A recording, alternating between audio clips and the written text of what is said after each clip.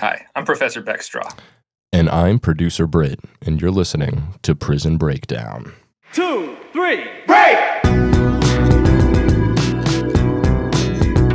Hate to spoil his fun, but we're gonna bust out of here. 2, 3, break! I'm locked in here with you. You're locked in here with me. 2, 3, break! I can honestly say I'm a changed man. No danger to society here. God's honest truth. 2, 3, break!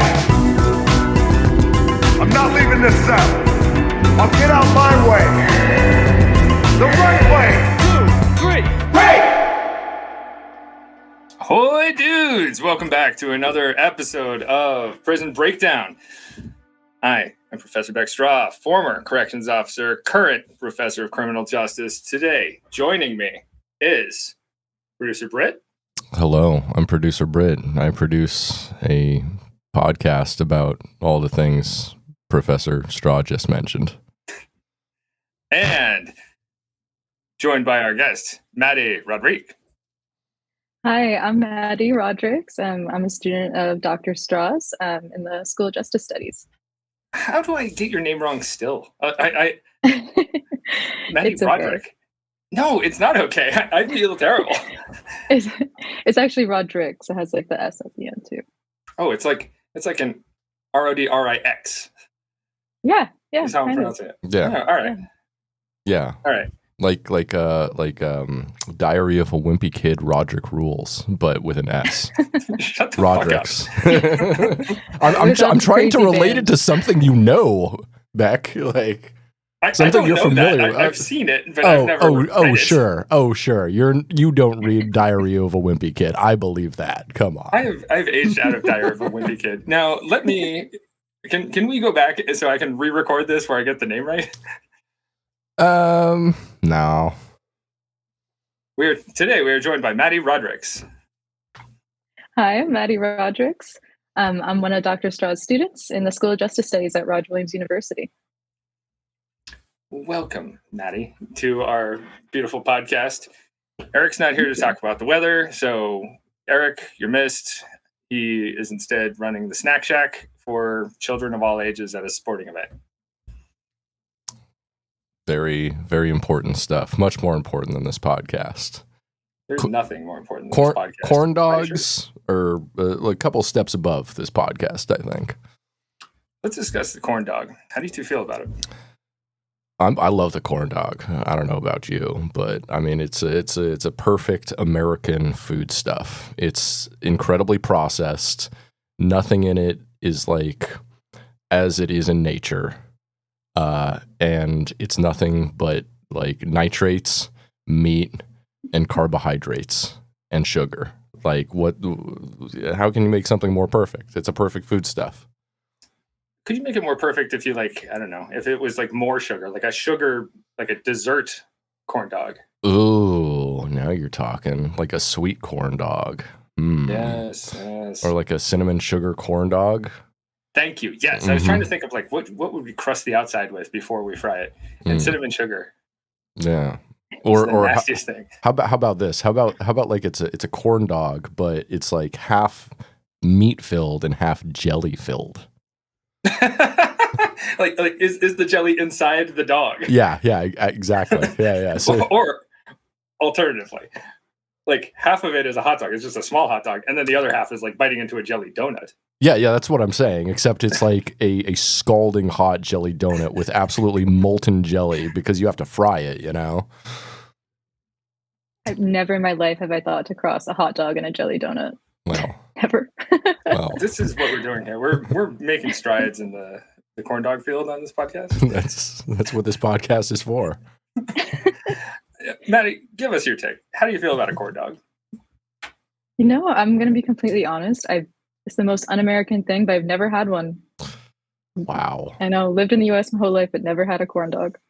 Wow. As a professor, can I ethically assign you to eat a corn dog? I don't know. Maybe I should, just for podcast purposes. Yeah. Just you want to be able to experience it. I haven't had one in years. My parents I grew up eating like a turkey corn dog, if anything, and that's not the same thing. I think they're both bad, but the turkey corn dog is worse. Very true. Well, this was a great use of our time. Wait. Also, one more item. I think the corn dog tastes exactly what it looks like. It's one of those few foods that you look at it and you're like, I bet this tastes like this. It tastes exactly like that. yeah, you're not wrong. It just tastes like a hot dog wrapped in corn, which is exactly what it advertises. I mean, it also tastes exactly how the name sounds. Someone's like, hey, would you like a corn dog? And you're like, wait, are you talking like a puppy dog made out of corn? And they're like, no, like a hot dog covered in corn. And exactly. A corn hot dog. Yeah. Tastes yeah. Maybe corn dog isn't the perfect name for it, though. I don't know. Anyway, now is a great time to mention our lovely sponsor, the Roger Williams University School of Justice Studies. We love you, School of Justice Studies. We certainly do. What can you tell us about them? I can tell you they offer a wide gamut of specialties and all sorts of stuff, from security assurance studies to public administration, public management, legal studies, forensic science, cybersecurity and networking, digital forensics, cloud computing, and my second favorite, criminal justice, and my very first favorite, leadership. It's the best kind of ship besides friendship. That's very true. That's the only two ships that I sail on, baby. We have a student from the School of Justice Studies here today. Would you like to give a short testimonial? Yeah, I would say it's a great ship over there. But criminal justice, I have to disagree. That would be my number one, and then leadership would be number two for me. That's fair. But I'm biased, so yeah. I'm biased too, but I think I like leadership. Yeah, it's a ship. It's not criminal justice ship. Right. Also, like, how cool is it to get a degree in leadership? Like, everyone knows you're qualified to lead at that point. I guess it's a graduate certificate, but close. Yeah, it would be such a burn on the program if you have that graduate certificate or degree and you don't show good leadership, though. That's the problem. Right. I mean, should they have a degree like for followership as well? I would like to learn to be a good follower. Yeah, I think it's an important piece of society. I mean, I think that is called being a student. So I think all degrees are in followership, technically. This has devolved into nothing. Welcome to what happens when I'm co-hosting. Maybe we actually needed Eric to keep us on the rails all this time with his stupid weather talk. Say what you will, but the trains are always on time when Eric's here. Eric, we miss you. Come back soon. So that's the Roger Williams School of Justice Studies. Thanks for your lovely sponsorship of this podcast. And if you are interested in any sort of criminal justice studies, we recommend you go check them out. Now, with that out of the way, shall we move on to some news? I think it's about time for some news from the razor wire. Fresh news, hot off the razor wire. Now, since Eric's not here, I get to choose the news from the razor wire. So I found maybe the most absurd headline I've ever seen in my life. And that's how I chose this one. So we're going to read this one. This one comes from U.S. News. Alternative healer gets 10 years in United Kingdom prison for death of woman at slap therapy workshop. Whoa. So an alternative healer who advocated slapping therapy to treat a range of maladies has been sentenced to 10 years in prison for the death of a 71-year-old diabetic woman who stopped taking insulin during his workshop. So let's get into it here. So this happened in London. An alternative healer who advocated slapping therapy was sentenced Friday to 10 years in prison for the death of a 71-year-old diabetic woman who stopped taking insulin during one of his workshops. Hongxi Zhao, 61, was convicted of manslaughter by gross negligence for failing to get medical help for Danielle Carr-Gom as she howled in pain and frothed at the mouth during the fourth day of a workshop in October 2016. So this was 8 years ago, and he was just sentenced. There are 4 days in a slap therapy workshop. I would like to let that sink in. I mean, they were just on their fourth day. It might have been longer than 4 days. Like it could be a whole week long of slapping. Like, so Zhao of Cloudbreak, California, promoted Piada therapy, getting patients to slap themselves repeatedly to release poisonous waste from the body. The technique has its roots in Chinese medicine, but critics say it has no scientific basis, and patients often end up with bruises, bleeding, or worse. Imagine slapping yourself until you bleed. Yeah, it would be easy to make your face red, but blood? Mm-hmm. Cut your nails at least beforehand, right? Like that's an obvious. Right? Like, all right, here's something very alarming. So Carr-Gom was one of 2 of Zhao's patients who has died. He was extradited from Australia, where he had been convicted of manslaughter after a 6-year-old boy died when his parents withdrew his insulin medication after attending one of his workshops in Sydney.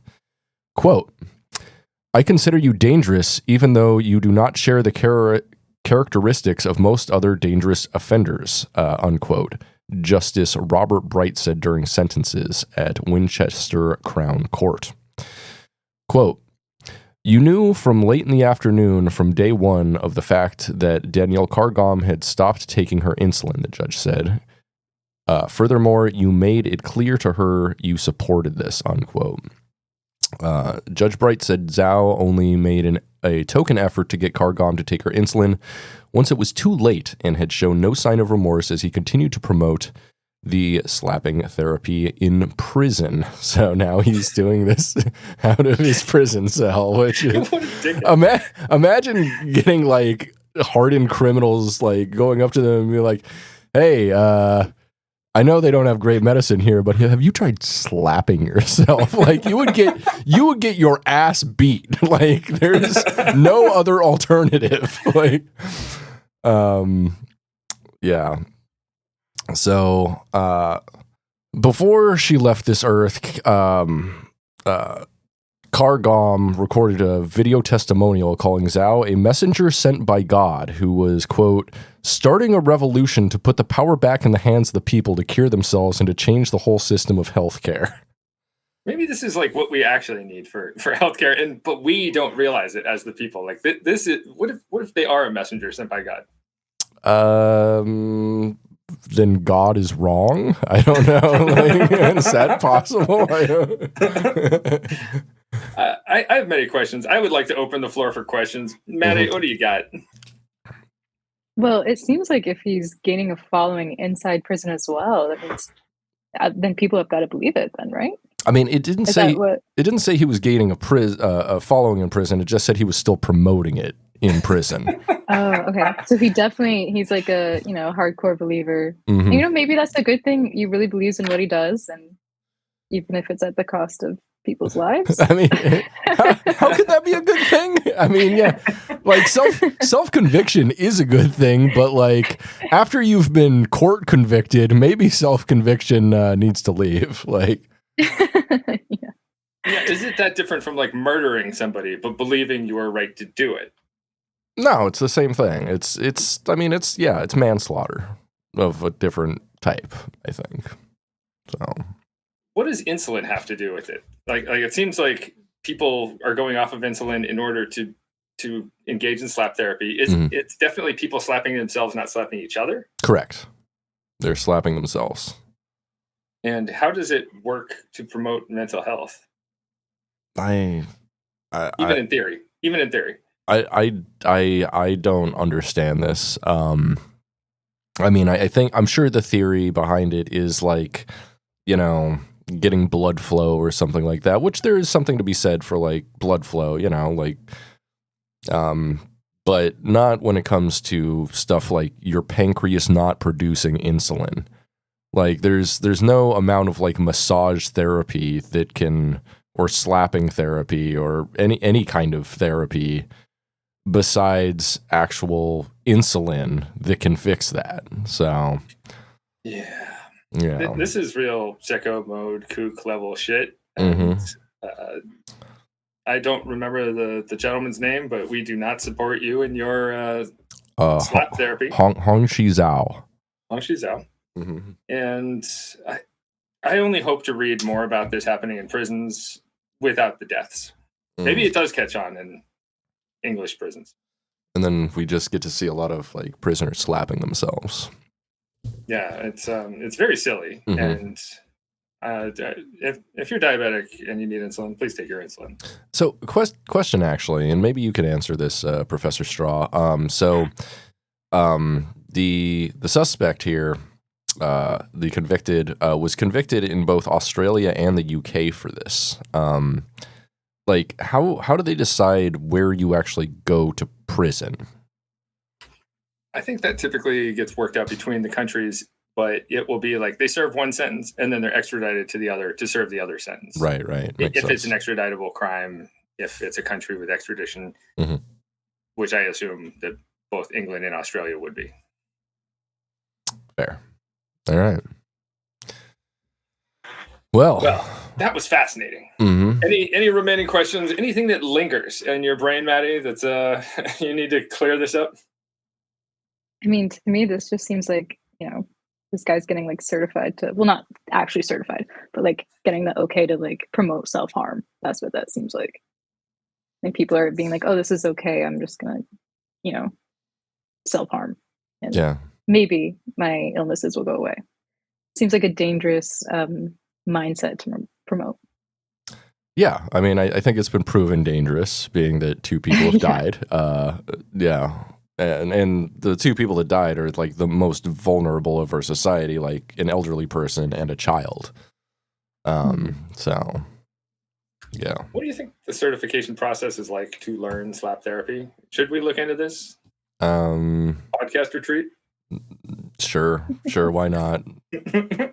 Screw it. Let's put it in the budget. I'm sure we've done things just as dumb. Not yet, but there's always the possibility. All right. Goodbye, me. Can it be any worse than the what was it called? The Acrocats. Oh, Acrocat. No, it really can't. And honestly, it can't be like any worse than some of the movies you make me watch, so. Exactly. No. Cool. Well, I think that's news from the razor wire. That's all the news we need. I think it's time for the main event. And for this, I'm going to pass the torch over to Maddy Rodriques. Maddie, what are we talking about today? Well, today we're going to be talking about women in prison.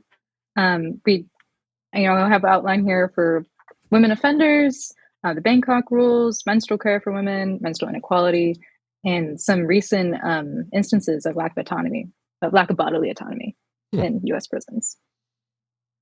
These sound like interesting topics. Please educate us. All right. So we'll start. In the United States, the rate at which women are incarcerated has dramatically increased in the past decades. We know that the population of women has grown at nearly twice the rate of men's, but it's also important to note that women prisoners only account for 10% of the incarcerated population. So they were already, a minimal portion of the incarceration population, but now they're growing. And we also know that they have much different pathways to crime than men. As we know in class as well, that mostly they're like getting linked into the criminal justice system through poverty and abuse.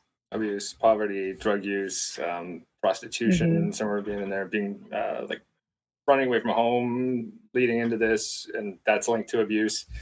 And I wanted to touch on it. I don't know if you'll get to this later or not, but like the reason why we're seeing more women in the criminal justice system. Do you touch on that in this report, or should we discuss that? Not explicitly, but let's discuss that now. Yeah.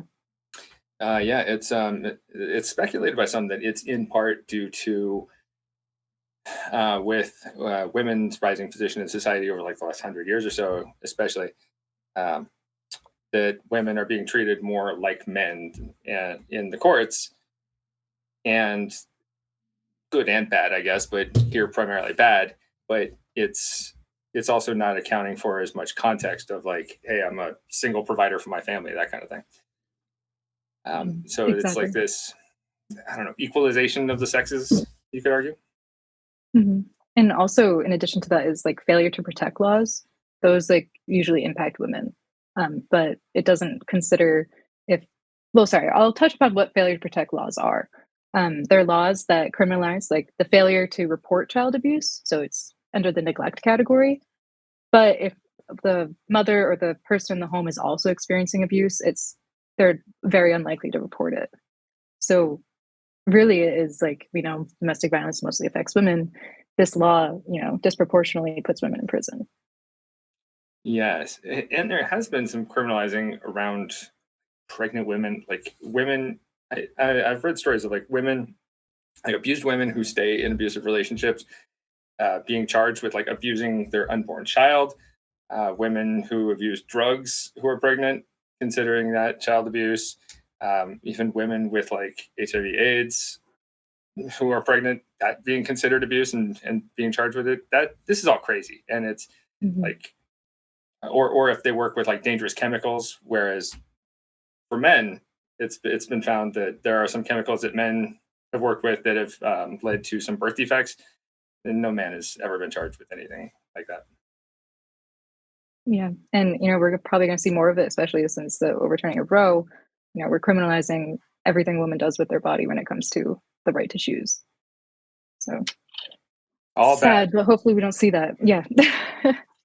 um, moving into more about like pathways for poverty and abuse. We also see that women report higher rates of mental illness in prison. I've in this Times article, it was saying 66% of women in prison are diagnosed with mental disorder compared to 37% of men. But what's interesting to this is, and I'm sure Dr. Straw, you can touch on this, is this partly due to stigma and hypermasculinity around mental illness and with men?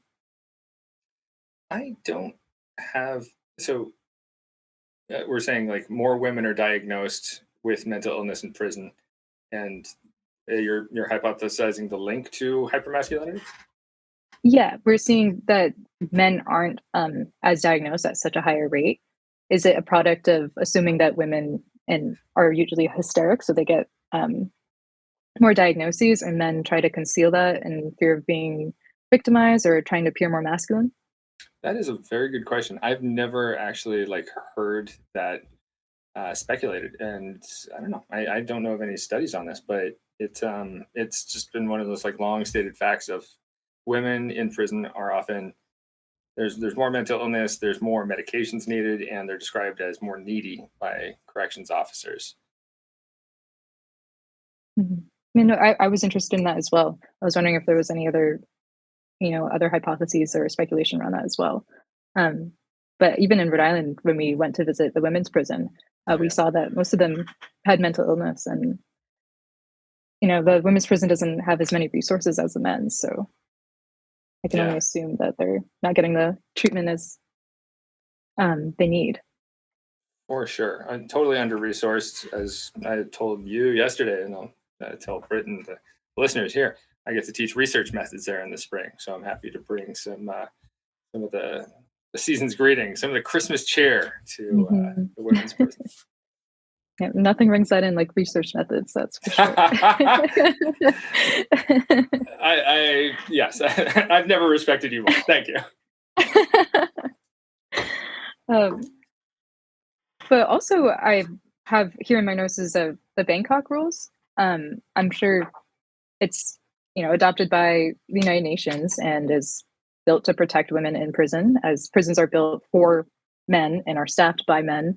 So women are exceptionally vulnerable in these facilities. But they was adopted in 2011 by the United Nations, and the United States was a co-sponsor on the rules. But the United States is still not practicing all these protections and guidance. You can say that they passed like the first step protections and all those first step acts, but they really only protect women in federal prisons. So I guess I'll take a step back and talk a little bit about what the Bangkok Rules are. Yeah. Um, Acquaint us with these Bangkok rules because I don't know quite what they are yet. Yeah, so the Bangkok Rules were initiated by the government of Thailand. What I think is super cool about this is that it was, driven by the princess of Thailand. Her name is Princess Vajrakatiaba. Really hoping I said that correctly. But I thought that was, a super unique fact about like the Bangkok Rules that protect women is driven by women, especially in a nation who has, prisons that could use a little bit more resources and funding. So, at large, the Bangkok Rules protect two populations. They protect women, obviously. These are women who are prisoners awaiting trial, serving sentences in protective custody or other non custodial sanctions. And then the other population are children who are imprisoned or of imprisoned parents. So this is where it gets a little tricky in applying these rules because it targets any nation who imprisons the actual offender and their child. So if their child is in prison with their mother, or in some cases, they could be in prison with their father. So this is where the Bangkok Rules can apply to a male prisoner if they have their child imprisoned with them. Oh, so they actually allow your child to be imprisoned with you in Thailand. So I'm not sure if it's only children who are imprisoned with their parents in Thailand, or if that's native to Thailand, or if it's in other countries. So I was struggling to find some information on that. I don't know if it's like specific to Southeast Asia. Is anyone? I'm not really sure. No, this is all new to me. It's interesting though. Please continue. Yeah. So I mean, first of all, I found that kind of crazy that a child can be held, in custody for the actions of their parents or the alleged actions of their parents. Well, if it's like really bad, would you support it? Like their parent, like, I don't know, murdered somebody. Do you think the child should be incarcerated then? No. No. Okay, good. It was a test. No. I'm like, maybe their intention is to preserve the family structure, but it's how can you raise a child in prison? Sure. I mean, I'm like, I could see it being supported for like very young children, like pregnant mothers being incarcerated, and then giving them an opportunity to raise their child up to a certain age. But also, after a certain age, I don't think that prison would be like the most conducive for raising a child environment. What do you think, producer Brit? Oh gosh. So I am of the fairly far left opinion that we should not be imprisoning mothers under pretty much any circumstance. Like, if a child is born in prison, I think there should almost always be some kind of release program to where they can raise that child in a stable, real world environment. A child should not have to be raised in prison, no matter how old it is, even if they're not going to remember that.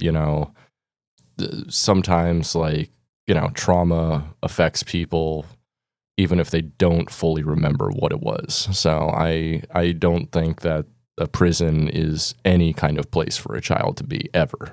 Yeah, I totally agree. Yeah. No, and I think that's, great reasoning for exactly why prisons aren't a good place for anyone to grow or, achieve any type of and if you're young, you're not going to grow up to get all the resources you need, especially when prisons can't provide resources for their own residents at that time. So when the Bangkok Rules are applied to women, just women in prison, I didn't touch mostly on that the aspect of the child being in prison, just because I don't know much about it. I'm curious to know how many nations do allow this and how many children are actually imprisoned in nations, which I hope there's not many. But the Bangkok Rules pretty much guide prison administration to provide appropriate healthcare, treat women humanely, preserve dignity during searches, protect from violence, and then that last section would be provide for the prisoner's child. But those are like the four large overarching guidelines. And as we know, United Nations can't actually they don't really have any enforcement power. But the guidelines are out there, and if the United States did sign on them, we could hope that the United States is following those guidelines. But we'll start with providing appropriate healthcare. For women, that includes menstrual hygiene, preventative healthcare, as in like breast cancer screenings, mental health care, and substance abuse treatment. Yes, and all these things should absolutely be provided for women in prisons. Here in Rhode Island, we have there's one OBGYN for all inmates in the prison, all 100 and whatever it is at any given time. And she was the one who had to create the program. Like I've met her a few times, and she had to create the program. She reached out to prison. She reached out to Brown and Women and Infants Hospital and said, "Hey, women need something here." And it's cool. She has a follow-up clinic as well for women who get out of prison who need somewhere to go for their healthcare needs. But it's crazy that it's so not supported with regular exams and hygiene items as it should be. Here in Rhode Island, they do support with hygiene items, but it seems like an afterthought otherwise. Yeah, and this woman who initiated the program, she sounds like a spectacular person. I'd love to meet her. But it is sad, and yeah, it is sad in a way where an individual had to come on their own, initiative to start this program. It wasn't issued by the state. It was someone saying, "Hey, we have a problem here. I need to do something about it," which is great, but also sad that the state couldn't provide to begin. Totally agree. Her name's Dr. Christine Brusso. Shout out to you, your boss. Yes.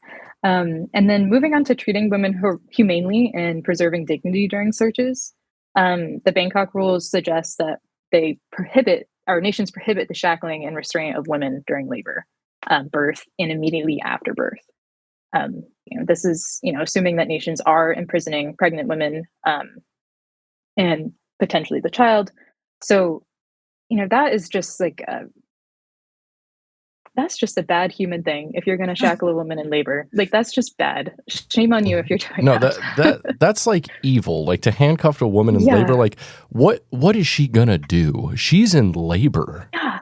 Like there's not a whole lot you can do when you're in labor except wait for it to come out. Like, yes.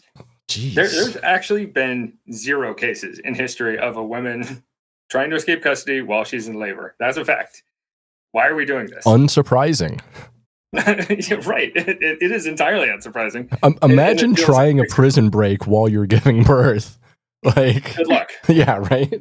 You know what? If she escapes, she deserves it. Yeah, right. If she's like honestly, running the yard while the baby's crowning, I'm like, you go, girl. You get it.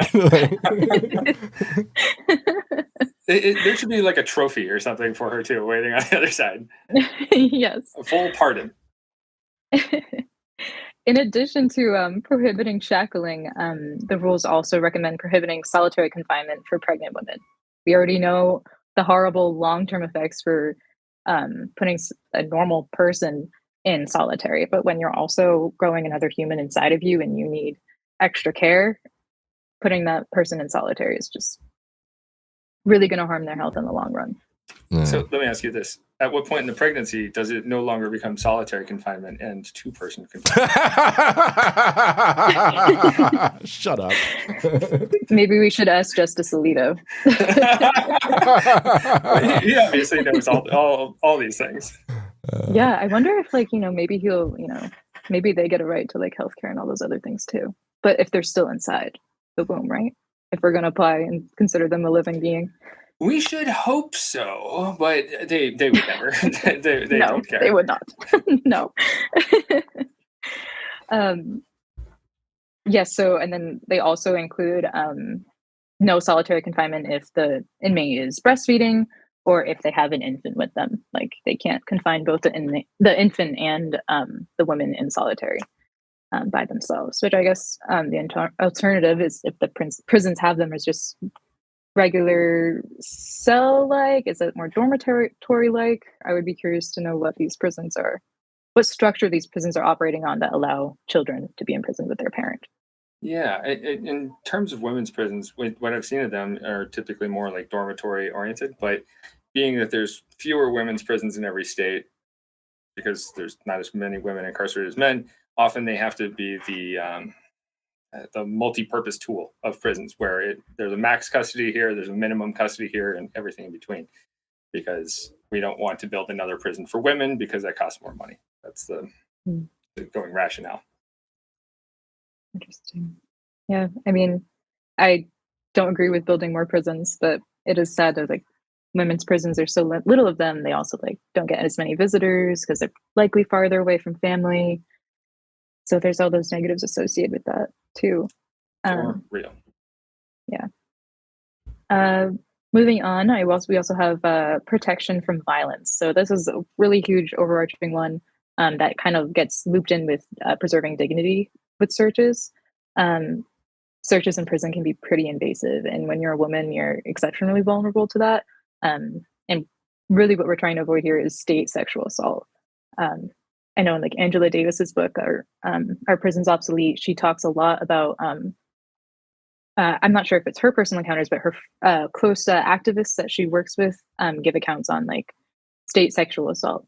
So preserving dignity during searches, we're trying to avoid state sexual assault. So Angela Davis talks about a few accounts, especially like in the 1960s during the civil rights movement, police officers, state workers, like pretty much committing sexual assault against inmates or people detained. I don't know. I think we talked a little bit about this in one of your corrections classes about like the intrusiveness of searches. Oh yeah, it sucks. Like having to give strip searches. For us, it was males are only allowed to strip search males, females strip search females, and even it feels embarrassing on both sides. Like there's a loss of dignity for them, and on my side, it was always like I don't want to be doing this, and it's entirely invasive. And even for pat down searches, like males were not allowed to search females because it opens the door too much to a potential sexual assault. Going too far with a pat search.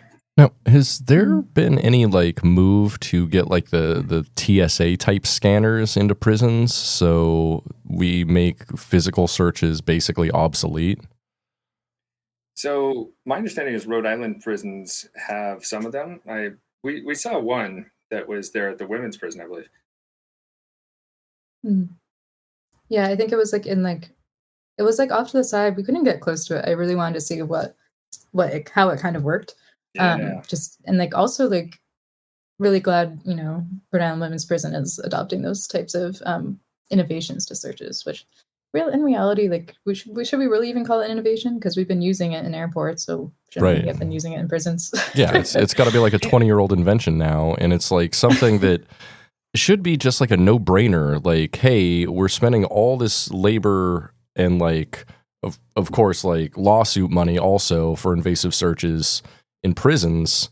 Like, why don't we just take that whole problem out of the equation? It's simple. True. It's still hella intrusive, but at least this way there's no physical contact. Right. I would much rather go through a scanner, and I'm sure 99% of people, would much rather just walk through a scanner, put their arms up, than be patted down and potentially assaulted by, a CO. Yeah, the CO's the CO who taught me how to do pat searches. His thing was after the pat search, he'd tell inmates, "Now don't go asking for seconds." And that was a joke that he loved to use. I did not take that into my own practice. That's in poor taste. It is. Yes. That's so bad. Jeff Carroll, if you're out there, hey, dude. Maybe don't, Jeff. Maybe don't. Can we talk about like the TSA, like, arms up scan for a moment though? Because I am always asked to take off my sweatshirt, even if it's like, and I understand, like, I feel like as a girl, you wear more tighter fitting sweatshirts, and they're always like, take your stuff off. And I'm like, but I need to plan for this because I really don't want to right now. They're asking for a free show. To do that. Yeah, I know. Like, what? But also, can't the X-rays see right through it? So why does it matter? I think so. I don't know. Wouldn't a good X-ray be able to see right through it? Like, what is the point of an X-ray to see through stuff? Yeah. Literally, I've seen the images. Like, they take like a thermal image of your body. Like, I can see like everything. They can see everything. I don't know. Yeah, and then it's like if you have like something like a necklace or anything and it comes up on the big screen, they turn it around and everyone's looking like, oh, guys, just can we not turn the screen around? Anyways, back to women in prison. I think you're getting the point of this podcast now. It's not about the prison stuff. It's about all the bullshit in between. It's a minutia podcast. Yeah. But all in all, the Bangkok Rules were adopted to protect or suggest and guide nations in providing protections for women in prison. As like these systems were built for men, are staffed by men. Women don't so easily fit into that box that society has constructed for them. And as I mentioned before, the U.S. co-sponsored it and, said, okay, we're going to adopt these guidelines. We're going to sign off of it in the international conference. And then here we are, 2024, where the First Step Act, I want to say, 2018, they passed it. So adopted the UN rules in 2011. Then passed the First Step Act in 2018, 7 years in between. And the First Step Act only applies to women in federal jails and prisons. Oh, which is the minority, by far a minority of inmates. Yep. And so we do have states who are a little bit more aware and are going to be like, all right, we need to adopt these protections. Like, let's make sure that we're treating her protecting these women in prison, but at the same time, we have 35 states who are still facing challenges in, providing these protections. 35 states. Yeah. One of the prisons was in Texas. It was a women's prison in Texas that was highlighted in this Times article.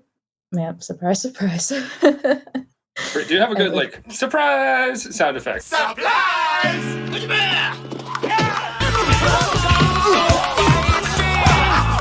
Sorry, Maddie. No, that's okay. I love the creativity. But in this article, the journalist is writing to this woman in a Texas prison, and she's talking about hey, do you have access to all these things that Texas prisons are saying? Yeah, we provide them. They get pads and tampons. We don't do these intrusive searches like that. And they are using women to do strip searches, but at the same time, this woman accounts for, a few instances that are seem much more intrusive than what they're letting on. For one, upon strip searches, women are forced to remove tampons. While we understand that, there is, some security and safety issue to searching body cavities. But when you have women lined up and you separate them by who's menstruating and who's not, and then you have to remove your tampon, women are reporting stepping on blood on the floor, having to reinsert the used tampon because they don't get enough, and then also having it being investigated or searched more by the woman of the used menstrual product. Wow. What? Go back to the part where they line people up by who's menstruating and who's not. First off, this is a crazy invasion of privacy, even if you're yeah. What? And yeah, and in prison there's a very, very reduced level of privacy if you're in prison, but to line people up hey, if you're menstruating, go over that side, and if you're not, go on this side, and then conduct that's just worse. That's just even worse. I was reading this and I'm like, oh, it can't get worse than this, and it does. And then it keeps going. It keeps going. Making women reuse menstrual products is an insane health hazard. That's the way you get toxic shock syndrome, which has a very high fatality rate. Mm-hmm. Wow. Mm-hmm. Wow. Yeah, there have also been stories of prisons that do not provide menstrual products and women using rags and not even clean rags. And I feel like that's probably something that could also serve to cause toxic shock. It's all bad. Yeah, the Journal of Women's Health found 1/4 of women in prisons in the United States to suffer negative health consequences, one of those being TSS or toxic shock syndrome, which that's 1/4 is really high considering how rare TSS is. Yeah. So that's stunning in and of itself. Yeah, I wonder, in hospitals, what percent of the reported cases of TSS come from just women in prison? Publish those statistics because that would be fascinating to see. Yeah. Um, and as you mentioned, like some places don't give out those menstrual products, and they may be able to buy them from the commissary, but you're already like perpetuating a socioeconomic disparity there. If women don't have the money to buy menstrual products from the commissary, which I'm sure the prices are jacked up, I think it's more expensive to buy stuff from the commissary than it would be from the outside world.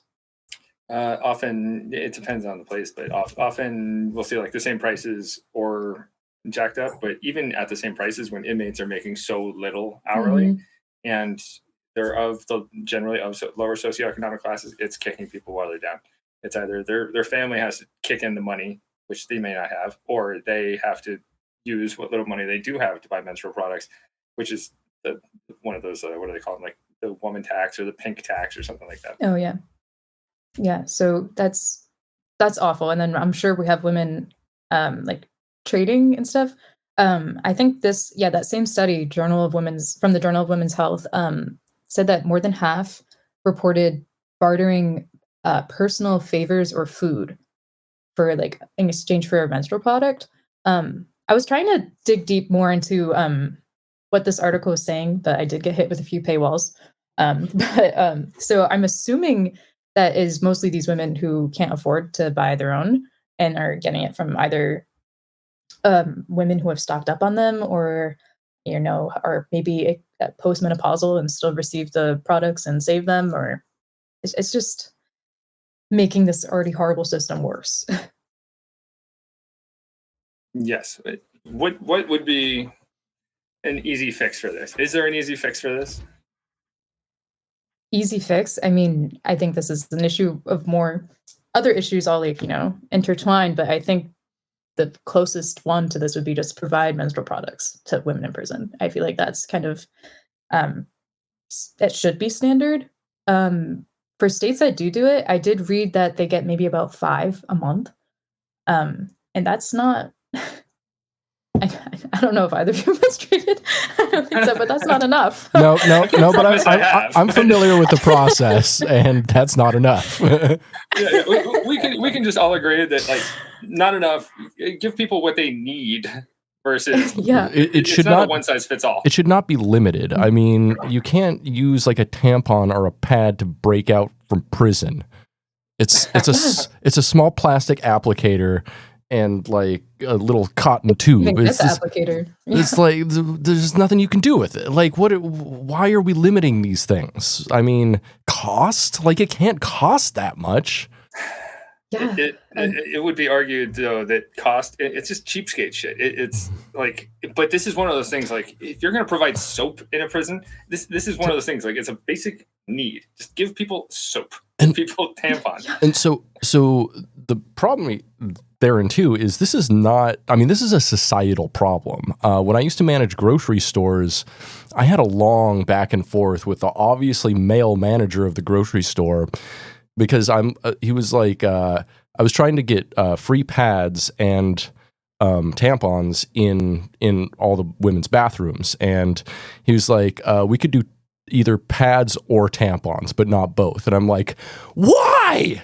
What? It's crazy. Why? What? And he cited costs. I'm like, literally, like I can go pull like, I can pull them off the shelf. They don't cost us much at all. Like we know the cost. Like we have a huge markup on these products, and I don't know. It's coming out of our bottom line. When people act like a store product is coming out of their paycheck, shut up. Right. Don't do that. Yeah. It's or ridiculous. Like even in schools with like 25-cent dispensers for a tampon. First of all, who's carrying a quarter on them anymore? But also, second of all, like I went to visit a school in Connecticut for a friend who was going there, and I went to the bathroom and they had like complimentary pads and tampons. I was like, oh, so you guys are like rich. No, I shouldn't think like that. Yeah. No, I was like, this should just be a common human thing. No, it has nothing to do with wealth. They just don't hate women. Yeah. Must be nice. Yeah, maybe we should start going to those Connecticut schools. They don't have the 25-cent vending machines. Yeah. Be like the people who go like Jack in the Box and like take the toilet paper off the roll and bring it home and use it in their own bathroom. Yeah. This is one ply even, but they're going to complain about like it's the complaint about cost is like make it an irrelevant point. Like clear some room in the budget for it. It is not a huge cost, and it is a need, not a want. And also, like, too, like, you're going to be saving money by spending just a little money, It's not easy for a prison infirmary to, treat toxic shock syndrome or any of the other many maladies that come from not using proper menstrual products, Sure. And so, like, yeah, just spend pennies to save $1. It's not that hard, and it's not a big brain idea. It's like, as long as you know basic women's anatomy, it's an easy idea to have. Yeah. I absolutely agree. And many places don't have like a hospital on site, so they will like either have contractors there. So like you're gonna have to pay for contractors to do their thing, or like you're gonna have to take someone to the hospital if there's an issue. That hospital visit is going to cost you so much more than a year's worth of like tampons and pads. And you have to pay for like the officers to go over there, any overtime, right? Like that they spend there. Like, let's Yes. just nip it in the bud and prevent all these other further issues. Yes. Yeah. From that same article of the woman writing to the journalist from the Texas prison, she also had some accounts of not receiving trash cans to dispose of used products. So they were just kind of like in their cell on the floor or trying to wrap them up in other things to, prevent. That's just, yeah. I always lately I was thinking producer Brit and I were talking about how we don't think we look related, and then I realized I just saw us both making the same squinty like oh no face, and we do look related there. We do have similar mannerisms when it comes to us like looking disgusted. The more chagrin we have, the more we look related.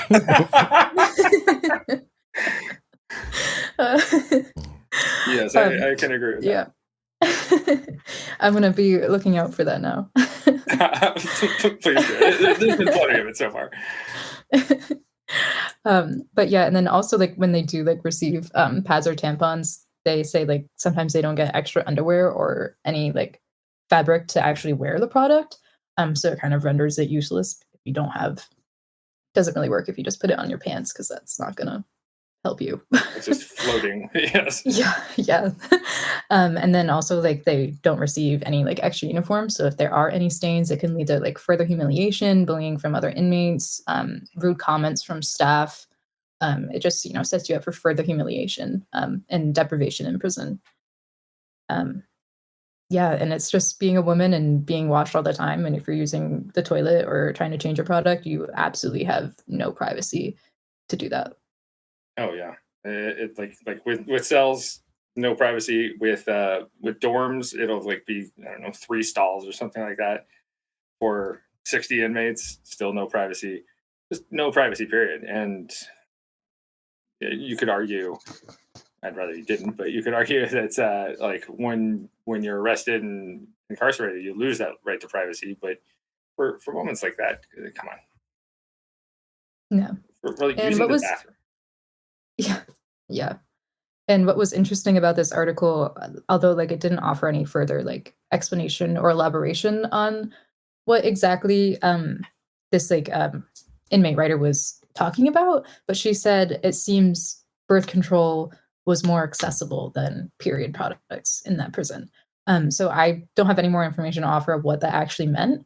If I'm going to like make any assumptions, birth control is used to regulate menstruation. So I'm wondering if that's what they're trying to do, or if they're trying to prevent any like, conception for sexual assault. I'm not really sure what's going on there. Sure. Or even like with hormonal changes or something like that. I know some women take it for that, and I'm sure it can be like prescribed in that way. And maybe they're just like looser with the prescription elements of it, and than they are with the open source. Here you go. Have a soap. Have a shampoo. Have tampons if you need it. Yeah, I would be interested to learn more about, how many prisons are like able to like do those prescriptions and like all those other things. I feel like when I was even looking up like topics for the podcast, I was struggling to find like some concrete like accounts on instances like that, except for this one. But yeah, so we see that United States is signing on, yes, we will protect our women in prison, but they don't seem to be following through on that. I do have some notes from like recent news, well, kind of recent news from like Arizona and I think California on sterilization and forced induced labor. Oh, this sounds like it's coming down the razor wire. Is this too overlapping with the razor wire? I'm sorry, maybe I should have suggested it. Oh, I just wanted Brit to play the theme. Oh, okay. Well, perfect. I'll get into it then. So we see a lack of healthcare safeguards, for women in prison go beyond inequitable product access into birth and sterilization. The Department of Corrections for Arizona has been inducing early labor for pregnant inmates against their will. From a Arizona Republic, which is an AZ newspaper. Not sure if you saw on the stands when you're visiting in Arizona. I can't say I did. I stay out of Arizona news. Get your own news, Arizona. That's fair. That's very fair. But 3 women released their medical records to this news source, and they claim that they were forced to induce their labor instead of a spontaneous birth. So a little background. Induced labor is only safe past the 39-week gestational mark. It says all women were induced between 37 and 39 weeks. So before that safe mark by doctors.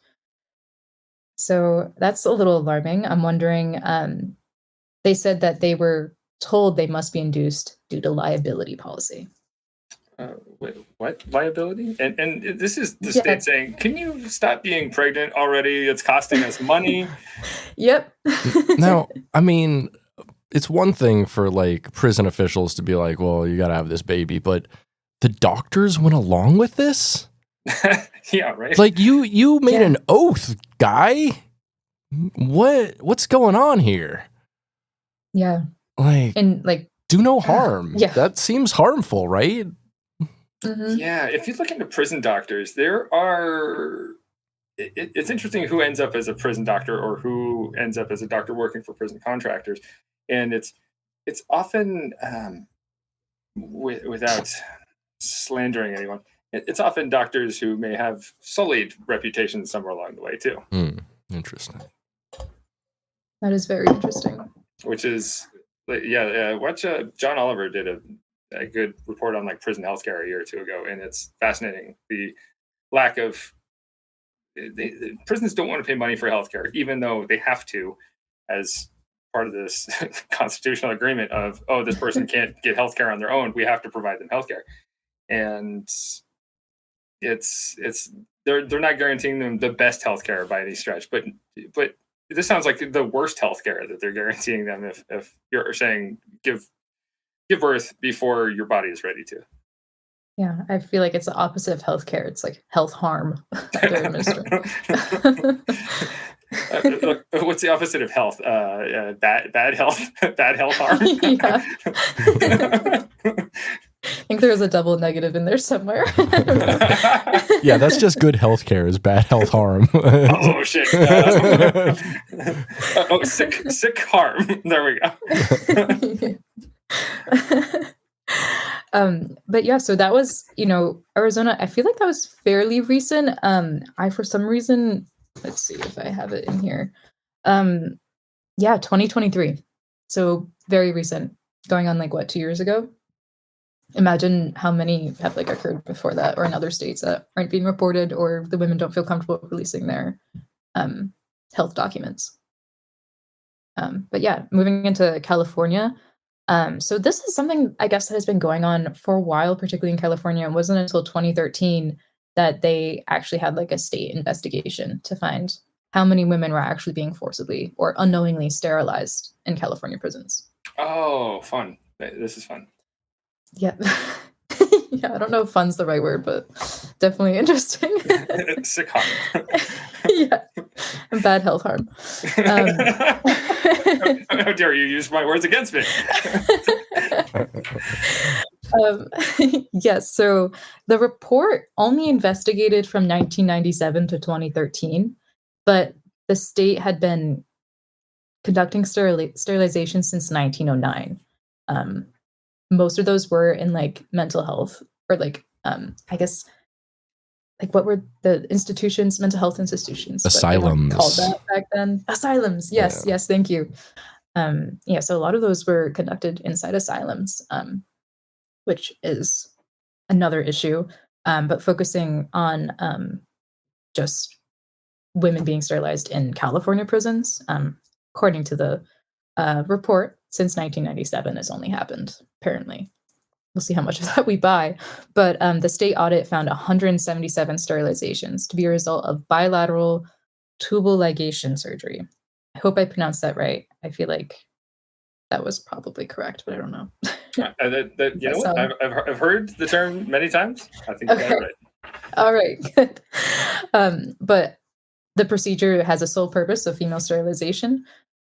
So if we're going to consider that women in prisons or any prisoner isn't really able to give consent because they are a protected population, how can we consent them to having these operations done that are also costly?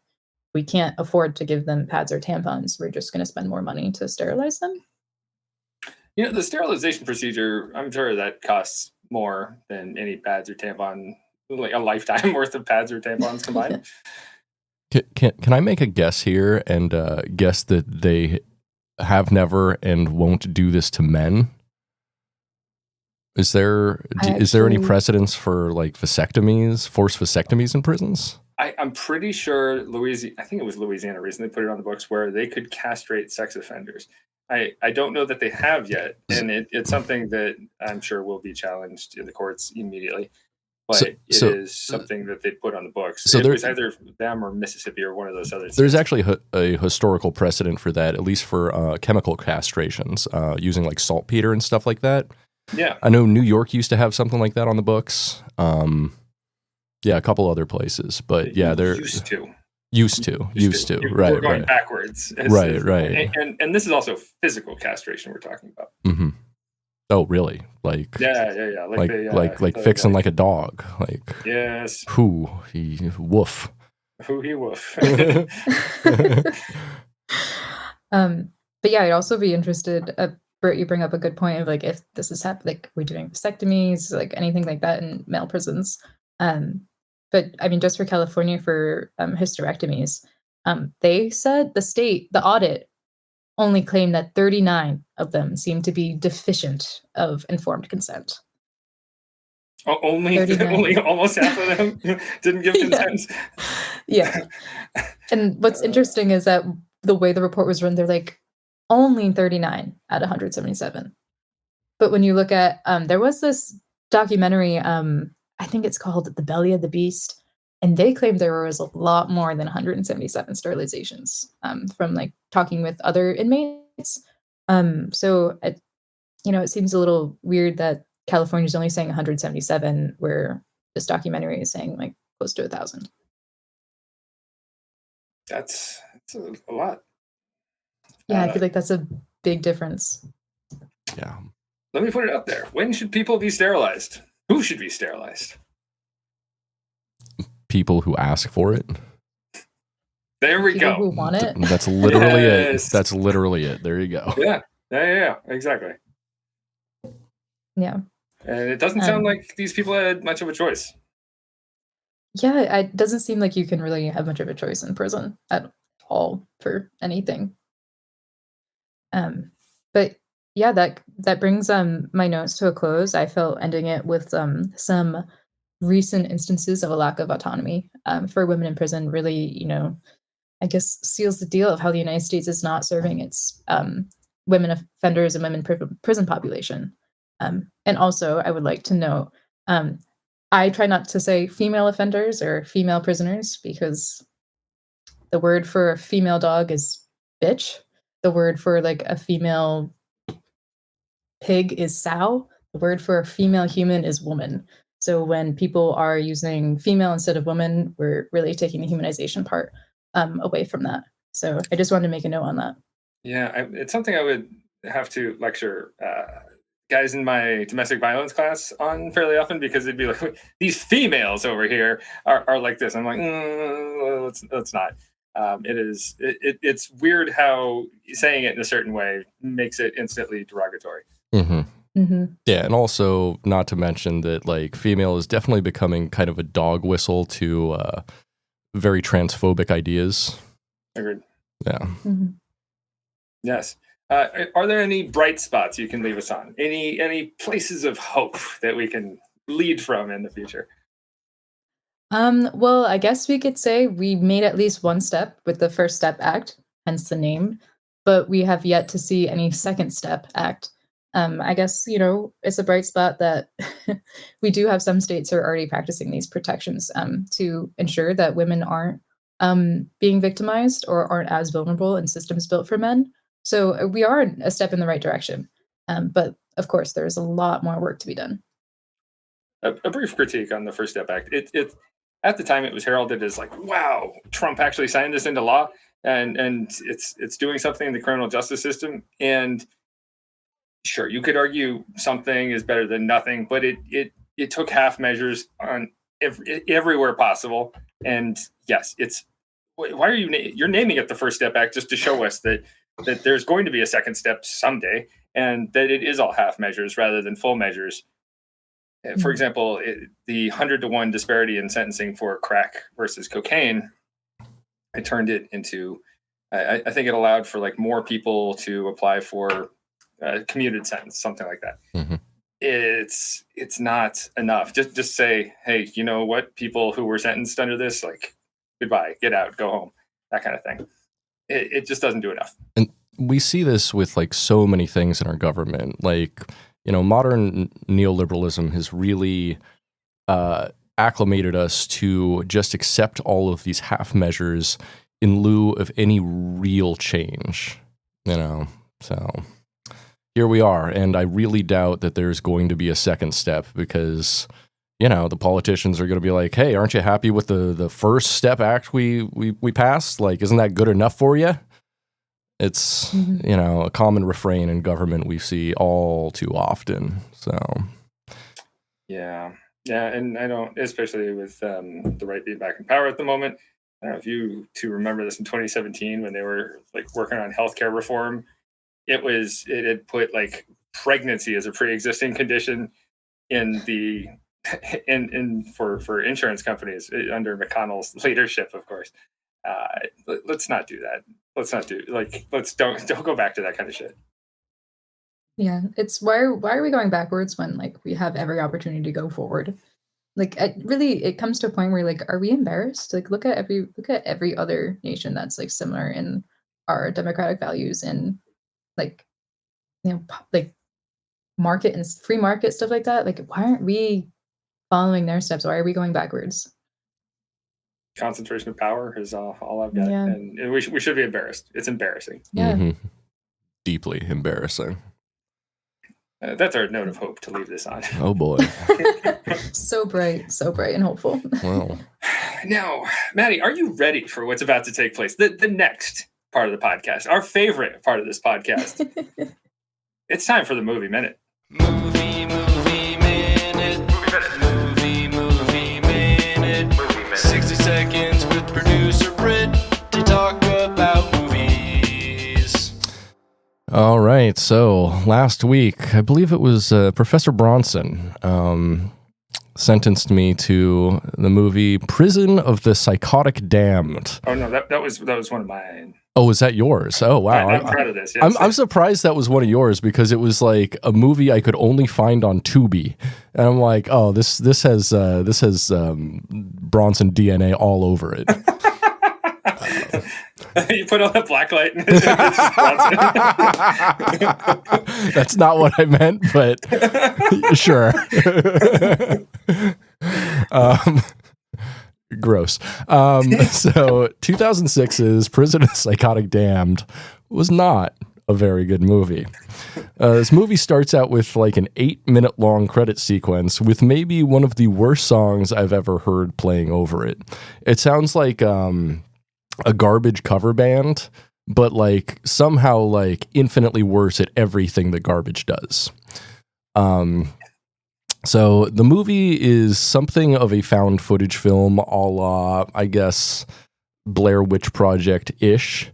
And it follows a documentary filmmaker and academic as she takes students with her to explore a haunted train station. Ooh, cool. Yeah, this definitely felt like, one of your field trips for work. Wait. It wasn't a prison? It's No. a train station. It was a haunted train station in Buffalo, New York. And they say in the movie that like it's used for a prison for a while. So I go into the Wikipedia. I'm like, that can't be true. It's not true. It was only ever a train station. This film was slow. It was boring. It was fairly confusing due to an out-of-place opening scene, and the entire thing takes place in Buffalo, New York, at an abandoned train station. Probably the least thrilling atmosphere you could find for a film. No. The cheapest atmosphere. Yes.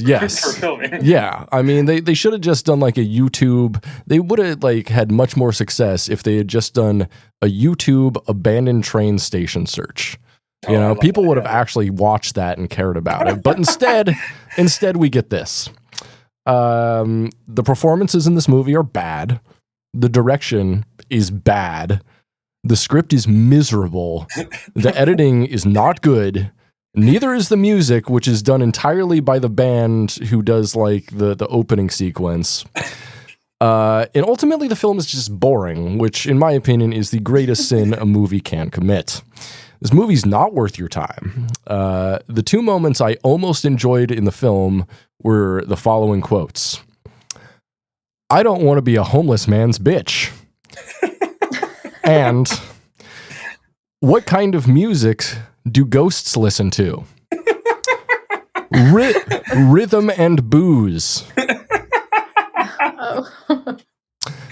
Other than that, this movie stunk to high heaven. There was no prison. There was no Psychotic Damned. There was barely a movie at all. 1 out of 5 soups. Oh, it sounds pretty bad. Yeah, it was really miserable, especially with like it being on Tubi and like having to wait for ads and stuff. Because like I'm watching the ads, and I tried to watch this last night, and I fell asleep twice while the ads came on because I think it was my brain's defense mechanism being like, oh, it's time to go to sleep. You can avoid the rest of this movie. Go to sleep. So I just like boom out, and then like I wake up like 20 minutes later. I'm like, no, I have to go back and watch 20 minutes of this film. It was a real miserable experience for me. Built-in biological defense mechanism. Yeah. It was, it's like, you know, those goats that go to sleep real quick when they're scared. Like, it was kind of the exact same thing. The fainting goats. You actually have this film. You own this film on your server. I don't. I own the sequel. Oh, great. That'll be prescribed somewhere in the future. No. Rhythm and booze. Yep. Like the worst dad joke ever. So dumb. Oh God, that's painful. Well, I'm glad to hear you unenjoyed it. And Maddie, do you have any suggestions for the next installment of Movie Minute? Okay, so I'm not gonna lie, I spent like a good portion of while I was talking in the back of my mind worrying about which one I was gonna suggest. But okay, so am I suggesting like a weird, crazy movie that you shouldn't like? It could be anything. I mean, that's how Bronson and Professor Straw here usually take it. But you can even recommend me a good film that I will enjoy. Whatever you want. Well, okay. I'm gonna do 2. The first one is gonna be a weird one that I will never watch again, and no one should ever watch again. Huh? You guys might have already seen it though, but it's called Tusk. I've seen Tusk. Oh, I have seen Tusk. That scarred me to That scarred me, and I hated it. It's I enjoyed weird. everything but the last 10 minutes. Yeah, I mean, I don't know. I think the last 10 minutes are like super inventive and interesting. I guess it's more like last 15 or 20, but yeah, like I don't know. It's something different, and you know, it wasn't what I was expecting from Kevin Smith, which is a pleasant surprise. To me, it just felt like the writers were running out of like, how can we end this? Let's end this in the craziest, messed up way possible. And they decided like 15 minutes before they were going to reach the end, like, this is what we should do. Yep. It's like, It was very shock value, yeah. Yeah. Anyways, well, since you have already seen it, you should not watch it again. My second recommendation has been something that came out recently that I thought was really good. And one of my sisters out in LA actually went to the premiere of this movie and said it is super good and like accurate to the point of Hollywood film production. The movie is Fall Guy with Ryan Gosling. Okay. It seems like one of those, I don't want to watch it, kind of like chick flick like, but I promise you it's pretty funny. And it does give like an insider look of how like stuntmen are kind of like, you know, the low level of Hollywood film production. Nice. Yo, I enjoyed it. It's a fun romp. Ooh, I like a romp. All right. But yes, definitely recommend that one. All righty. All right. We got any other points of business? I've got nothing here. Maddie, anything you want to plug? No, I just want to say thank you for having me on the podcast today. This is my first time ever doing something like this. I do kind of feel like, I don't know, like the only other podcast I've watched besides yours is BFF Pod, and I've only watched it once. So I'm happy to be like kind of cool. I'm on a podcast. It's fun. Yes. Yeah. So thank you so much for having me on today. Hey, thank you. We appreciate you being here, and your report on women's healthcare was very informative, and hopefully people get something out of it. Indeed. And I want to thank Roger Williams University School of Justice Studies one more time. Thank you for being our beloved sponsor. Mm-hmm. Producer Brit, anything to plug? Gosh, no, not really. Yeah, thanks for listening, everybody. And, if you like listening to movie talk, listen to the Media Dungeon podcast. Yeah. Yeah, but that's been our time. Thanks of one final time to Roger Williams University for sponsoring this lovely podcast. And one more final time for sponsoring this podcast. Okay, yeah. And one last one from me, too. Yes. All right, that's too many, folks. That's too many. We're going to have to take at least one back. Edit all of these. Edit those all out. And thanks to our guests, once again, Madison. Wonderful report. Yeah, we appreciate you being here. Thank you. Madison Rodriques, everyone. Applause down. Thanks. And if you enjoyed this podcast, please rate, please subscribe, and leave us a review on iTunes, Spotify, or whatever you care to do. That's it for this time. I think it's time to turn out those lights and go to bed, don't you? I think it is. I think it's time. What's another way? How else would I phrase that? That's a good question. Maddie, how would you phrase that? Lights out.